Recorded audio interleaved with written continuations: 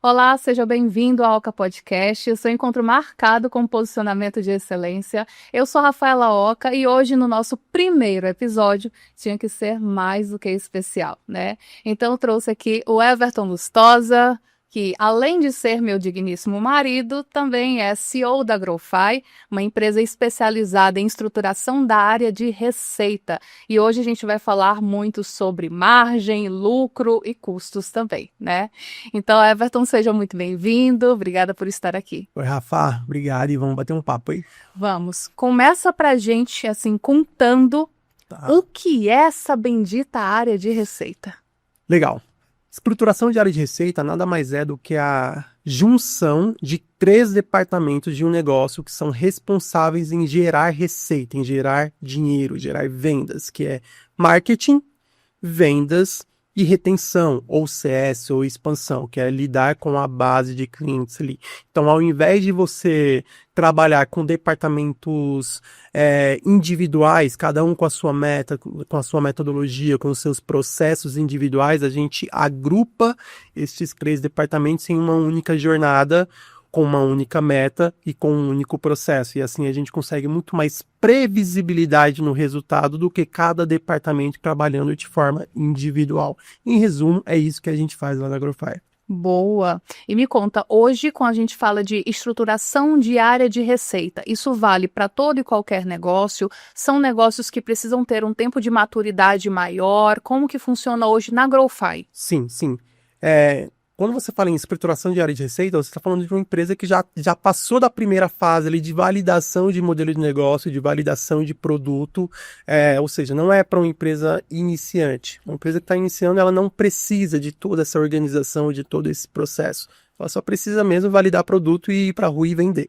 Então, a gente normalmente entra em empresas que já passaram por esse primeiro ciclo, já validaram o modelo, já validaram o produto e estão naquele momento de não conseguir dobrar e triplicar a receita por falta de processo, falta de gestão, e aí que a gente entra. Então, normalmente são empresas que estão ali a partir de 1 milhão a 1,5 milhão de receita anual, que ela já tem um organograma dentro da empresa, ela já tem um dono, já tem um gerente, já tem um gestor em cada área, já tem um time comercial, já tem ou uma agência ou um time interno tocando marketing, só que esse time ainda não tem uma organização necessária para gerar a receita que aquela empresa, né, necessita para entregar a meta. Então não tem processo, não tem organização, tá todo mundo fazendo os processos ali meio que no feeling, então a gente entra neste momento da empresa. Muito bom. E quando você fala dessas empresas com esse grau de maturidade, quando elas já estão faturando bem, né? Sim. Então, elas já passaram desse período de validar o modelo de negócio, elas já têm time. O que que você atribui ao maior gargalo dessas empresas quando elas precisam te contratar, né? E organizar e estruturar a área de receita? Alguns. O primeiro, falta de métricas claras em cada fase do processo. Normalmente são empresas que conseguiram escalar até certo ponto um produto ou um canal de venda sem muita métrica, meio que no achismo ali, meio que aos trancos e barrancos.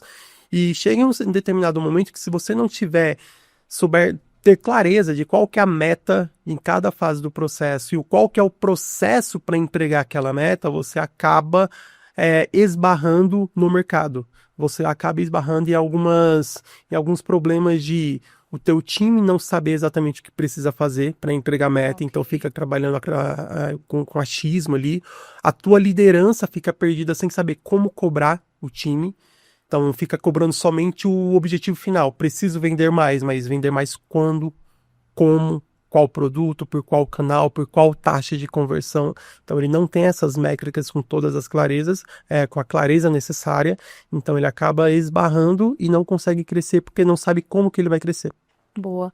E quando você entra nessas empresas e você traz para eles toda essa metodologia, qual é o primeiro ponto de atenção que você já recebe assim do time, né? Falando de time, porque geralmente o dono quer muito, os gestores querem muito essa melhoria, mas e o time?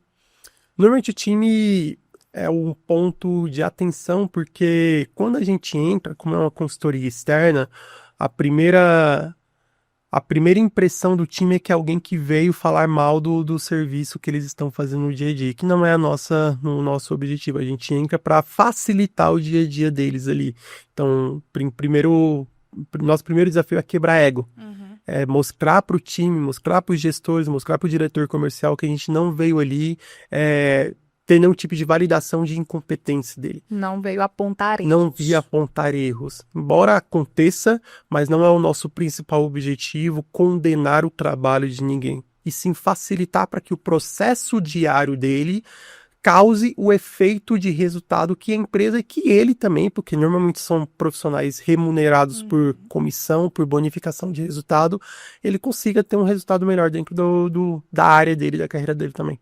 Então, nosso principal desafio ali é quebrar esse ego inicial de, tá vindo alguém de fora ali para falar que eu não estou fazendo um bom trabalho. E qual que é a diferença quando você fala de uma visão mais estratégica, tática e operacional? Como que você quebra tudo isso dentro do processo? Tá.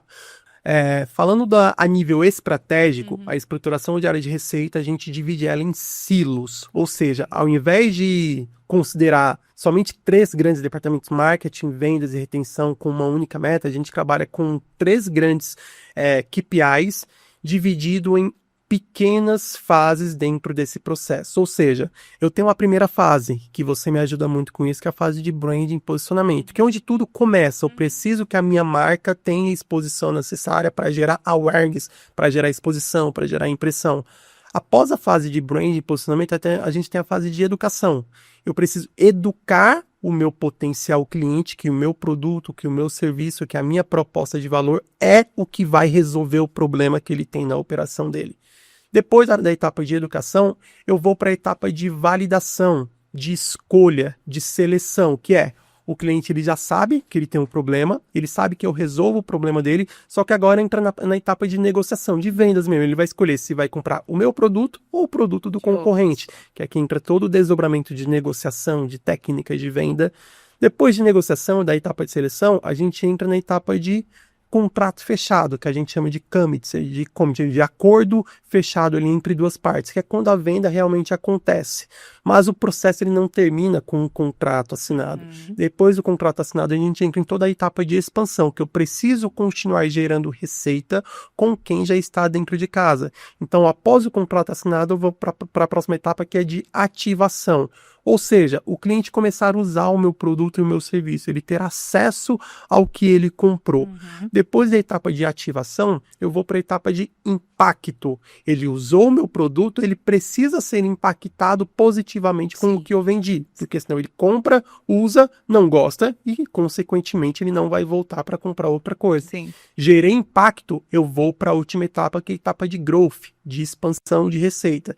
Se você comprou um produto meu, você usou, você teve resultado, se eu te oferecer um produto 02, 03, qualquer outro tipo de proposta, a probabilidade de você aceitar e querer continuar dentro do meu funil vai ser muito grande. Como recusar, né? Porque já teve uma experiência positiva, teve resultado, então vai comprar de novo pela confiança. Exatamente. E como a gente trabalha muito com ciência, todas essas etapas elas são medidas. A gente utiliza basicamente 3 KPIs, 3 métricas essenciais para medir a evolução de cada fase. A métrica 01, que é o VM, que é o volume de métrica. Qual que é o volume que eu preciso que entre em cada uma das fases? A métrica 02, que é a taxa de conversão, que é o conversion rate ali, né, que é o CR, que é quantos por cento que chegou na fase 1 precisa evoluir para a fase 2. E a métrica 03 é o delta T, que é o tempo. Qual que é o tempo necessário para a pessoa evoluir da fase 1 para a fase 2. Quando eu tenho mapeado essas 3 regras de negócio, essas 3 métricas, fica fácil eu definir qual que é o processo de vendas daquela empresa. Porque eu sei quanto que ele precisa vender, a empresa precisa vender, 100 unidades de um produto específico. Eu consigo fazer o que a gente chama de engenharia reversa para entender quantas pessoas precisam chegar na etapa de seleção ou seja, entrar em um processo de negociação, quantas pessoas precisam entrar na fase de educação, ou seja, um lead que chegou ali para entender um pouquinho mais do produto, e quantas pessoas precisam ser impactadas pelas minhas estratégias de brand e posicionamento, porque eu vou fazendo essas taxas de conversão, eu vou saber o que eu preciso fazer para entregar aquele número de vendas ali. E depois a mesma coisa na etapa de expansão. Se eu vendi para 100 pessoas, quantas dessas pessoas eu preciso entregar o produto? Sim, taxa de conversão de 100%. Sim. Se a pessoa comprou, ela precisa receber. Quantos por cento das pessoas precisa gerar impacto, precisa ter resultado com o meu produto? E quantas pessoas que teve resultado com o meu produto eu preciso vender uma segunda ativação para essa pessoa? E a gente tem basicamente 3 tipos de recompra ali e reativação do meu cliente, que é o recompra, de fato, ele comprar novamente o mesmo produto que ele comprou, upsell, que é quando ele compra produtos agregados àquele primeiro produto que ele comprou, ou se não, através de programa de indicação. Eu vendo para você, eu gerei impacto, você gostou do meu produto, do meu serviço, agora você traz a sua base para também conhecer o meu produto. E assim a gente consegue construir todo esse ciclo, e a proposta final é que o cliente nunca saia. Depois que o cliente ele entra dentro da minha operação, ele entra em um ciclo infinito, ele fique anos e anos comprando e recomprando as soluções que eu tenho dentro de casa. O tal do ciclo infinito de receita, né? E quando a gente fala de o cliente nunca sai de casa, você está falando de um processo extremamente robusto, extremamente complexo, mas que no final é um resultado, assim, dos sonhos. E vai muito além de vendas, porque aqui estou falando de estruturação de produto, de qualidade de produto, de qualidade de atendimento, de time, de suporte, de tudo que envolve a área que vai estar diretamente relacionado à tomada de decisão do meu cliente em voltar e comprar novamente, porque existem muitos casos de empresa que tem um produto bom, mas o suporte é ruim, então o cliente ele não se sente confortável em comprar novamente, porque sempre quando tem um problema, ele não consegue ter a atenção necessária, ou às vezes é o inverso. Uma empresa que tem um ótimo marketing consegue gerar muita awareness, ele gerar muita presença de marca, só que vende produto bosta. Então o cliente compra a primeira vez, tem uma péssima experiência e não volta para comprar novamente. Ou seja, por isso que a gente trabalha com todo o ciclo, porque não adianta você fazer só uma ponta e não fazer outra, entendeu? E depois de toda a tua experiência de mercado, né, você traz essa integração. Sim. Na tua experiência, você já viu empresas robustas que não tinham os 3 departamentos integrados, marketing, vendas e isso? Na verdade, a maioria hoje ainda trabalha de uma forma muito tradicional, onde cada departamento vive o seu mundinho sem muita conversa com o outro. Hoje a gente está dentro de algumas operações grandes no Brasil, e o cenário é exatamente esse. Marketing desenhando todas as estratégias de marketing ali dele, campanhas online, campanhas offline, que às vezes o departamento de vendas não tem nem noção de quais são as ações que marketing está fazendo que vai impactar no processo comercial dele. E o inverso, para o departamento de vendas ali, trabalhando com negociação, pitch de vendas, prospecção, etc. E não tem noção e como que esse trabalho impacta o feedback que ele deveria devolver para o time de marketing gerar mais resultado para ele, ou se não para o time de expansão. Para o time de expansão saber o que vai oferecer depois para o cliente que aquele time comercial fechou. Ou seja, cada um no seu mundinho, sem conversar muito com os outros departamentos ali. Na verdade, o que mais acontece é a gente entra exatamente para que seja unificado. Os três se conversem mais ali, a gente tem uma métrica ali que evolua de forma mais natural, né? E como que se dá os processos para que isso saia de toda essa metodologia que é muito excelente, né? Porque imagina a complexidade disso e vire de fato o resultado real. É através de treinamento, você vai falar somente com os líderes, você acaba treinando o time. Como que funciona? É bem top-down.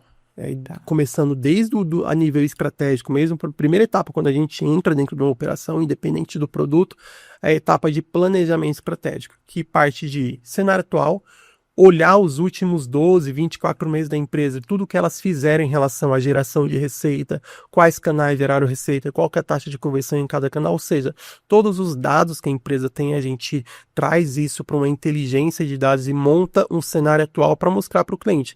A sua empresa hoje está assim, aqui você está indo muito bem, aqui tem gargalo, aqui está muito ruim, precisamos mudar.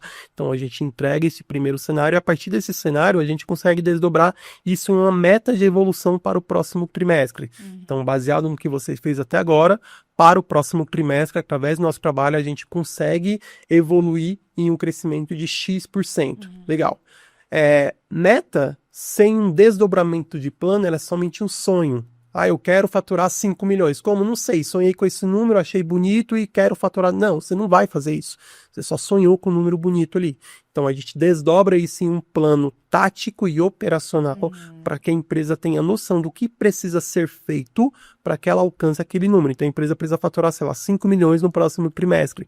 Quais canais? Quais são as ações dentro de cada canal? Vai ter canal offline, evento, parcerias, etc. Vai ter canal online, campanhas, influenciadores, etc. Como que vai ser cada estruturação dessa?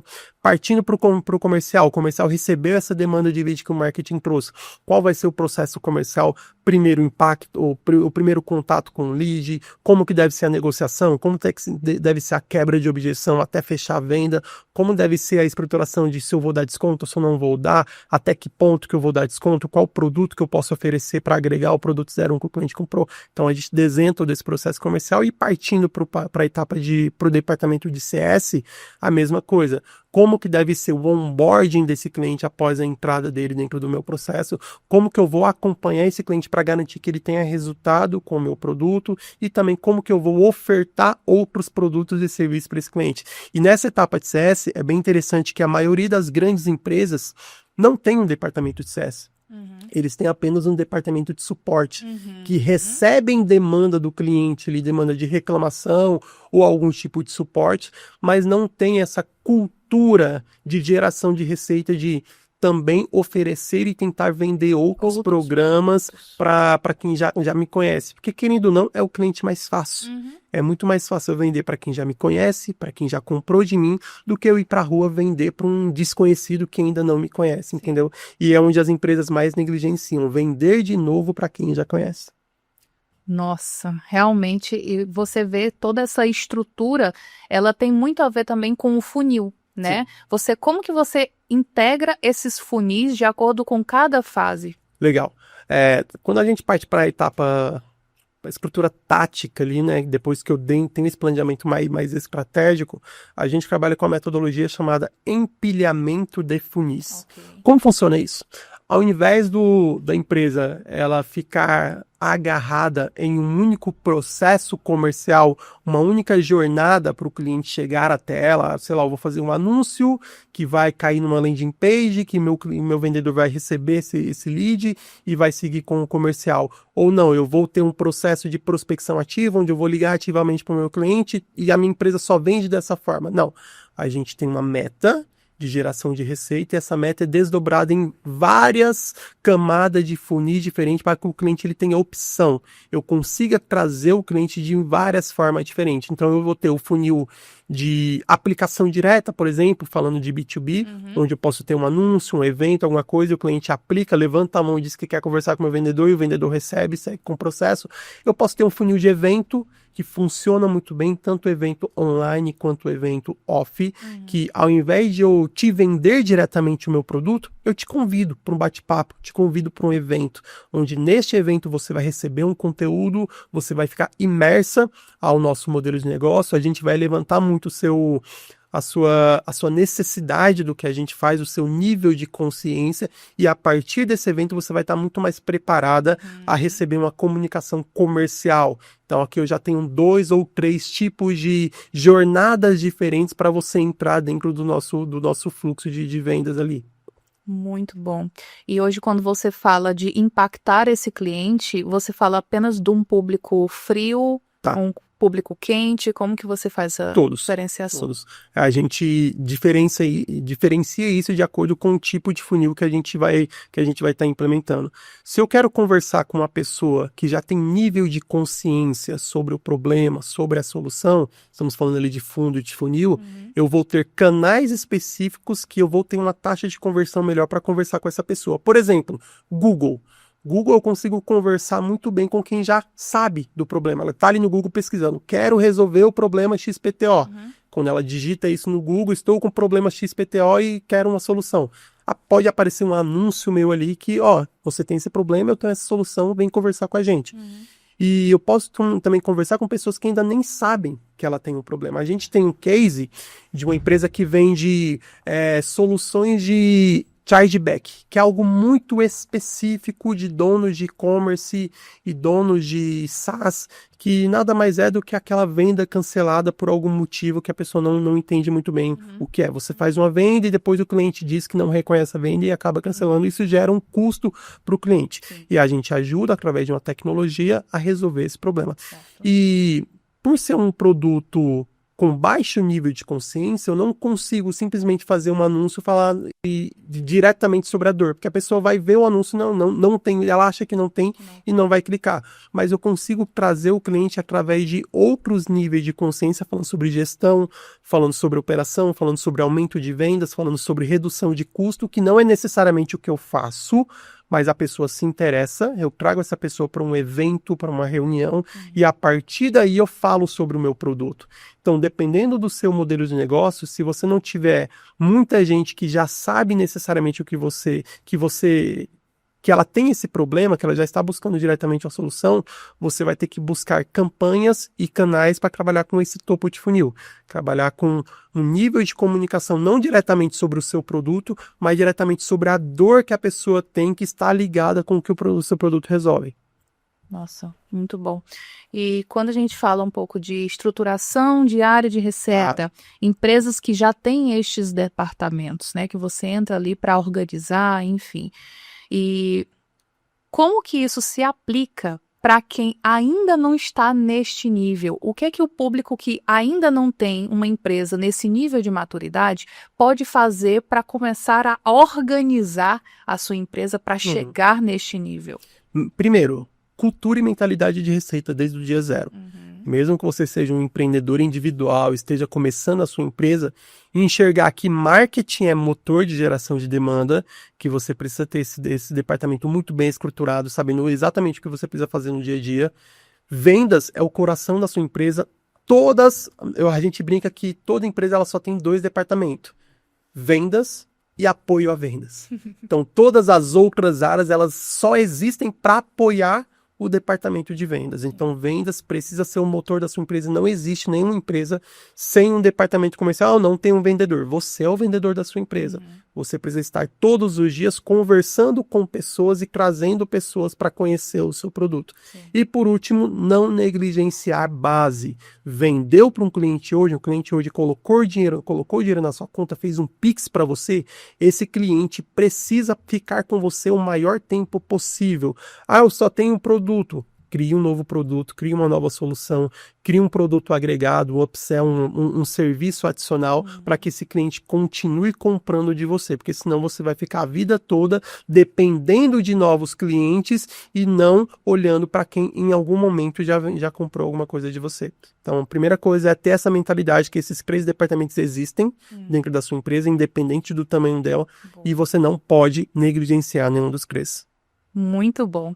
E Everton, agora trazendo um pouco aqui para o nosso universo, né, de posicionamento, de personal branding. Eu conheço muito bem os bastidores da Growfy e eu sei que um dos nossos principais gargalos ali é mostrar para o dono que ele também é um canal de aquisição. Né? Como que você faz hoje com os seus clientes? Como que você traz para eles esse nível de consciência e quais são as principais objeções que eles te trazem? Hoje a gente traz esse nível de consciência mostrando alguns dados. Primeiro, ao longo do tempo ficou muito caro você fazer marketing hoje.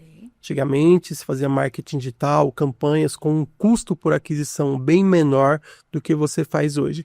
Então, com isso, fica mais fácil eu mostrar para o meu cliente, mostrar para o empresário que ele depender de canais que não tem uma humanização, que é um canal mais frio, que é um anúncio direto ali, não vai gerar o mesmo impacto que ele gerava antes.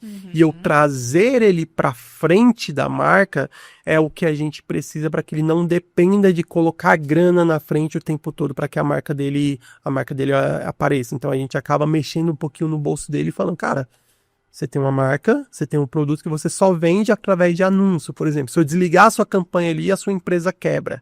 Porque ninguém te conhece, ninguém sabe quem você é, e você hoje é irrelevante no mercado, e com isso as pessoas acabam comprando somente se você forçar ali com um desconto, com uma copy mais agressiva, alguma coisa assim. Então a gente acaba trazendo ele com esse argumento. Boa. E hoje quando a gente fala de trazer o dono, né, para frente e ter aí qualquer tipo de argumento que faça ele entender que as pessoas compram de pessoas e de conexão, hoje a gente vê também uma grande dificuldade deste dono, muitas vezes, deixar de ser o único vendedor eficiente da empresa dele e transmitir todo o método, toda a experiência, o know-how que ele já tem para os seus liderados, para o seu time. A gente tem alguns cases, assim, onde o empresário, o dono, ele chega na gente e fala: Everton, a minha empresa vende muito bem, mas está tudo concentrado em mim.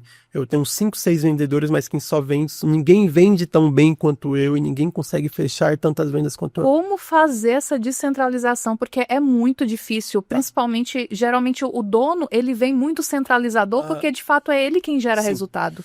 Primeiro, é não ter nenhum tipo de expectativa que as pessoas vão vender igual a você. Ninguém é tão apaixonado e comprometido com a sua marca quanto você. Então esquece. Eu quero que o meu vendedor faço vendas aqui com a taxa de conversão de 80%. Não vai, irmão. Você tem tesão pelo teu negócio, você é apaixonado pelo teu negócio, você vive isso. Se você não vender, você não come, o negócio é teu. O teu vendedor não tem esse mesmo compromisso, mas o objetivo é que o teu vendedor ele faça 70%, 80% da performance que você tem. Isso é possível. Então, primeiro é alinhar essa expectativa e não achar que seu vendedor vai ser um copia e cola do que você faz. Boa. Então, o primeiro ponto é esse, porque é muito melhor você ter 10, 20 pessoas com 80% da sua performance do que ter só você com 100% de performance. Você não tem volume, você tem qualidade, mas você não tem volume. Então, o primeiro ponto é esse. Segundo, é extrair processo. A gente senta e participa ali de 5, 10, 20 reuniões de vendas com o empresário para praticamente extrair como que ele faz, como que é o processo comercial dele, como que ele negocia, como que ele fecha vendas, como que ele quebra objeção. E a partir disso eu documento isso e eu crio um processo para ser regra de negócio da empresa. Então, todos os outros vendedores não vão cada um vender de acordo com o seu feeling comercial, de acordo com as suas experiências passadas. Não. Todos os outros vendedores vão seguir o mesmo processo que a gente desenhou agora, temos documentado do processo validado, que é o processo do empresário.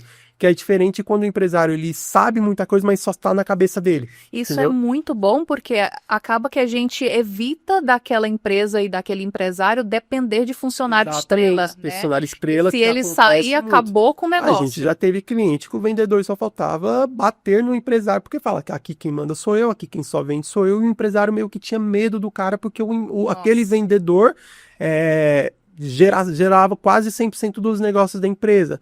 Os clientes confiavam nele, os clientes amavam ele, e por isso o vendedor ele se achava no direito de chegar atrasado, de não manter cultura, de não respeitar as pessoas, porque ele achava que tudo que aconteceu na empresa era responsabilidade dele. Ou seja, você tem um funcionário estrela que você fica dependente daquela pessoa.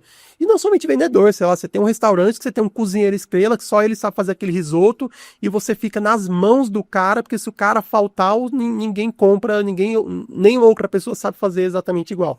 E aí que entra a estruturação de processo. Todos os departamentos e tudo o que acontece na sua empresa precisa ter processo estruturado. Precisa seguir as mesmas regras de negócio. Para que se uma pessoa sair, eu coloco outra pessoa, substituo essa pessoa de forma rápida e a outra pessoa consegue ler o processo como que deve ser e seguir na mesma jornada, entendeu?